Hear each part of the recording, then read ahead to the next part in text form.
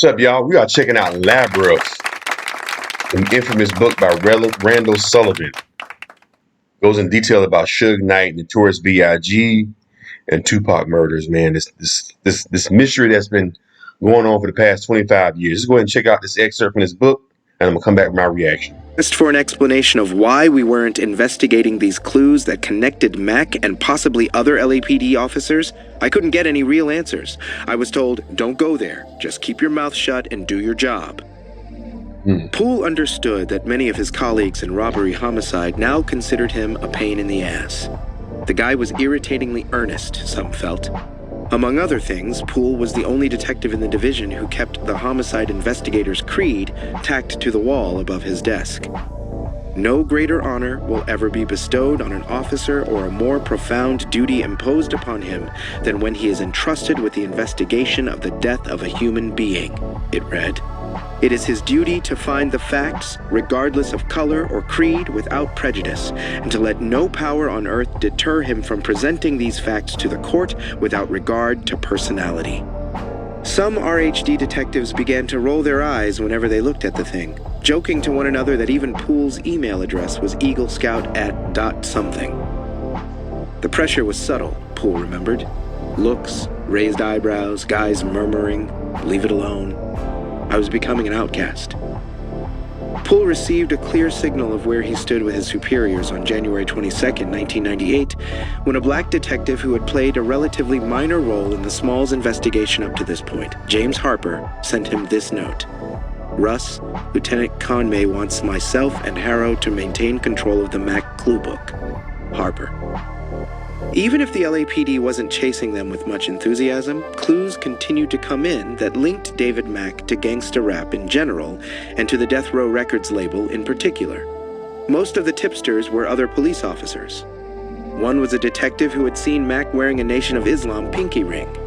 Another LAPD officer who considered Mack a friend said that David had offered him an off-duty job providing security for the wife or girlfriend of an unnamed Death Row Records executive. A sergeant with the Beverly Hills PD recalled that during the previous summer, he had taken an off-duty job working as a security guard outside the Wilshire Theater during the recording of a Def Jam concert for HBO. Security inside the theater was provided by Muslims from the Farrakhan sect, the sergeant said, who were very uncooperative until an LAPD officer pulled up in a black and white patrol car and spoke briefly with them. He later had recognized that officer from photographs in the newspaper as David Mack, said the Beverly Hills sergeant, who recalled that the Muslims inside the theater were much more friendly after Mack came and went. That same sergeant said he had seen Mack on 2 other occasions, once at a 7-Eleven store that had just been robbed, and again at the end of a car chase that had started in Beverly Hills but ended in Hollywood. On both occasions, Mack seemed to show up out of nowhere, said the sergeant, who had the feeling something was going on with the guy, but couldn't put his finger on it. To Poole, it looked like the other LAPD detectives assigned to the Smalls case were just going through the motions. They were piling up paper, but they weren't making connections, Poole said. They'd ignore what I thought were the best clues we had, then run off after something that obviously led nowhere. It was incredibly frustrating to watch. I mean, we already had 10 times more than we needed to write search warrants on Mac. Hell, we almost had enough to take Mac to trial. But even the single supervisor in robbery homicide whom Poole still trusted advised him to keep quiet. I knew Brian Tyndall was a fine detective and an honorable man, Poole explained, but he was also a guy who believed in following orders and doing what he was told. He'd tell me, just relax a little, Russ. We're gonna work things out. Even though Poole had been excluded from the investigation of David Mack, he still was nominally listed as the lead investigator on the Biggie Smalls case, Tyndall reminded Poole. There were other avenues he could pursue. Suge Knight still was considered the main suspect. Focus on him. Frank Alexander didn't know much about Biggie Smalls' murder, but the bodyguard was only too happy to implicate Suge Knight in the shooting of Tupac Shakur. His first contact with Death Row had come in September of 1995, Alexander told Poole during an interview in Laguna Niguel, the same month Tupac was released from prison in New York. Before beginning work, the bodyguard recalled, he was interviewed by Reggie Wright Jr. at the offices of Right Way Protective Services in the city of Paramount. At 5'7" and 260 pounds, Wright did not impress Alexander, who had taken home more than 15 first prizes in international bodybuilding competitions. Reggie and Suge Knight were tight as brothers, however, Alexander said, and Suge often referred to Wright as his personal bodyguard. Alexander recalled spending a few weeks at the front desk in the Tarzana studios, where the weapons he confiscated included Glocks, Tech-9s, and Bowie knives that were damn near the size of machetes. By Halloween, though, he was working full-time as bodyguard to Tupac. The rapper had understood what he was getting into when he joined Death Row, Alexander said. Suge Knight was the biggest, baddest brother out there, and Tupac wanted all the power and protection his affiliation with Suge gave him. By the summer of 1996, however, Suge and Tupac were falling out on a regular basis, Alexander said. While he was filming the movie Gridlocked, Alexander recalled, Tupac fought with Suge over money on several occasions, and publicly accused Knight of stealing from him. And just before the MTV Awards show in New York, less than 2 weeks before he was shot, Tupac got into a heated argument with Suge over a woman, and the two almost came to blows.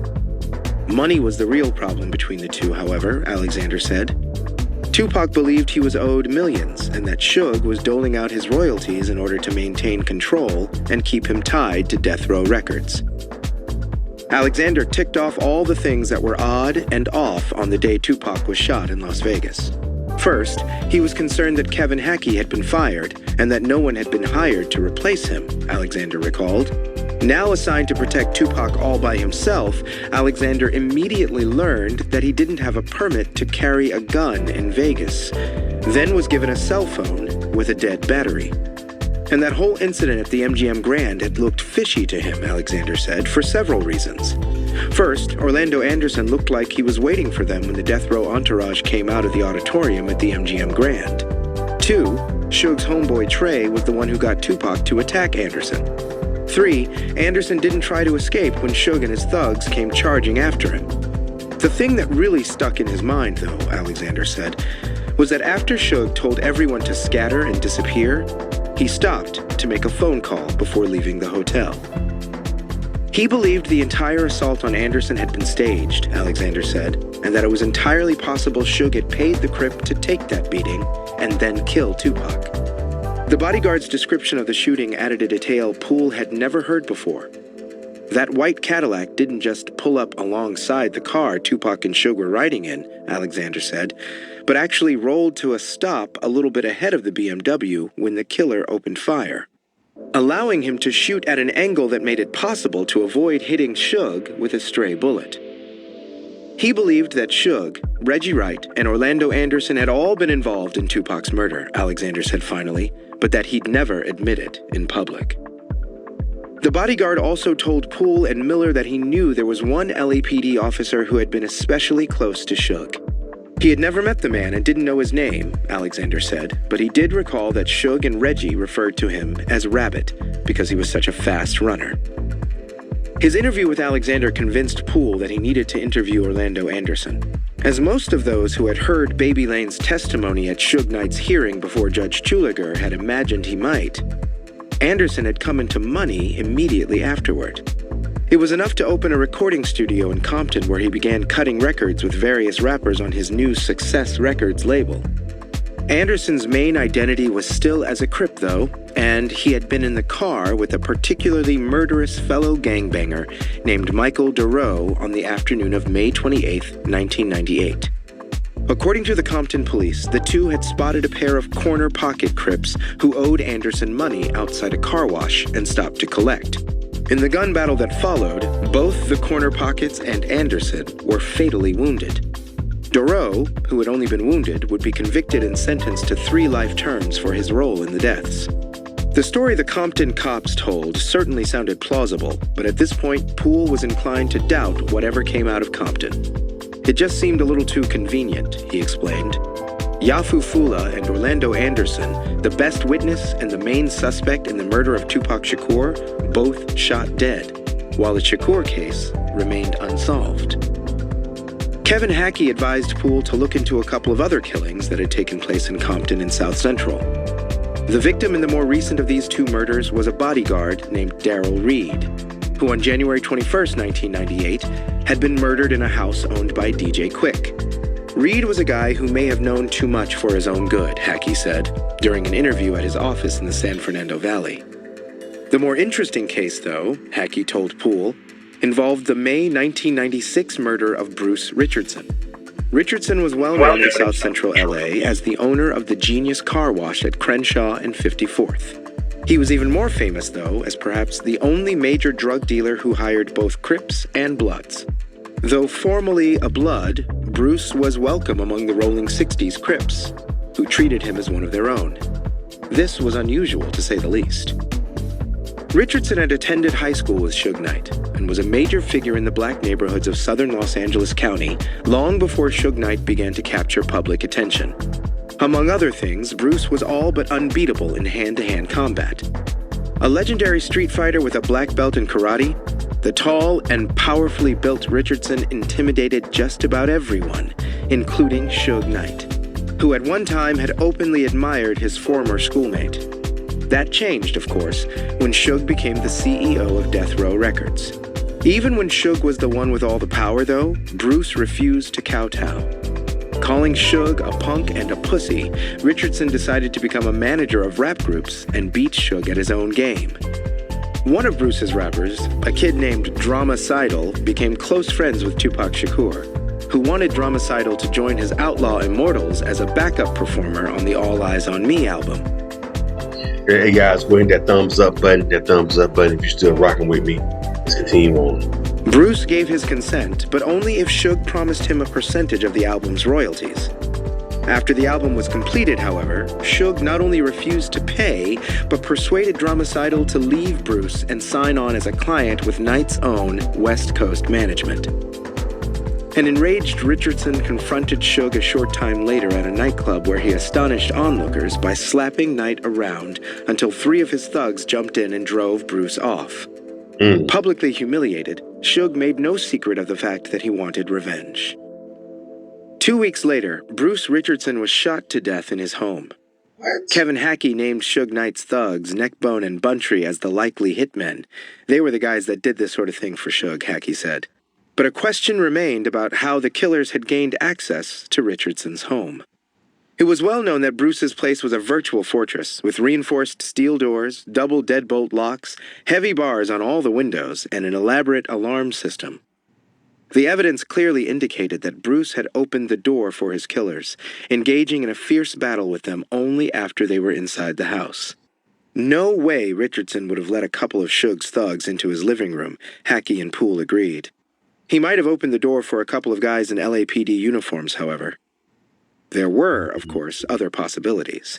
At right around the same time Bruce was killed, 3 Bloods had gained entrance to the home of a drug dealer they robbed and shot by posing as Muslims selling bean pies door to door. It didn't seem likely that Bruce Richardson would have fallen for that sort of ruse, though. According to the Rolling 60s Crips, Tupac Shakur had phoned Bruce Richardson's father shortly after Bruce's murder to say that he had nothing to do with it. Tupac hadn't been willing to say the same about Suge Knight, however. Kevin Hackey proved to be the most verbose death row insider Poole had interviewed so far. He already had shared most of what he knew with the FBI, Hackey said, but was happy to repeat it to Poole and Miller. He first met Reggie Wright Jr. back in the late 1980s, Hackey recalled, when he was hired by the Compton Unified School District's police force. Reggie was working as a jailer at that time, but joined his father Reggie Wright Sr. on the Compton PD a short time later. Wright Jr. and his partner Smokey Burrell were notorious for ripping off drug dealers, Hackey said, and he believed that was how Reggie and Suge Knight had become involved. It was well known in Compton that Reggie was helping out Suge's homeboys when they got into trouble. Right Way Protective Services was created with $300,000 that Suge loaned Reggie in '93 or '94, Hackey said. Suge also was the one who encouraged Reggie to hire off-duty police officers, which, among other things, obviated the need to apply for concealed weapon permits. He realized that Death Row was more than simply a record label, Hackey told Poole, soon after joining Right Way Protective Services in 1994. At the Tarzana Studios, Suge's closest associates after Reggie Wright Jr. were his thugs. He knew for certain that Buntry, Neckbone, and Heron were running drugs, heck, he said, and had heard Suge discussing how to obtain and distribute assault rifles on at least one occasion.